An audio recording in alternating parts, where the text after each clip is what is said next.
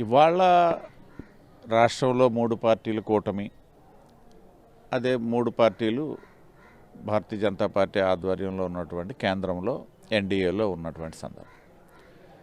బడ్జెట్కి సంబంధించి ఇవాళ సాక్షాత్తు రాష్ట్ర ముఖ్యమంత్రి చంద్రబాబు నాయుడు గారు అయితేనేమి, పవన్ కళ్యాణ్ గారు అయితేనేమి, ఇవాళ కేంద్ర ప్రభుత్వం నుండి కేంద్ర ప్రభుత్వ సహకారానికి సంబంధించి వారు శాసనసభ సాక్షిగా చెప్పినటువంటి అంశాలు ఏదైతే సరైన రీతిలో ఆంధ్రప్రదేశ్ రాష్ట్రానికి కేంద్ర ప్రభుత్వం ఆదుకుంటుంది, నిధులు ఇస్తుంది అన్నటువంటి విషయం.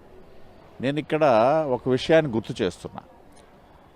ఇవాళ్లే కాదు, గడిచిన 5 సంవత్సరాలు వైసీపీ ప్రభుత్వం ఉన్నటువంటి సందర్భంలో కూడా ఆనాటి ముఖ్యమంత్రి ఇవాళ ప్రతిపక్షంలో ఉంటే ఉండొచ్చు, లేకపోతే అసెంబ్లీకి వెళ్ళకపోవడం అనేది వాళ్ళ స్వవిషయం అయితే అవ్వచ్చు, ఇతరత్ర అంశాలు పక్కన పెడితే ఆ రోజు కూడా కేంద్ర ప్రభుత్వం నుండి మాకు సరైనటువంటి స్థాయిలో సహకారం అందుతుంది విభజనానంతరం ఉన్నటువంటి రాష్ట్ర పరిస్థితుల నేపథ్యంలో అన్నటువంటి ఆనాటి ముఖ్యమంత్రి మాటలను కూడా నేను ఇవాళ గుర్తు చేస్తున్నా.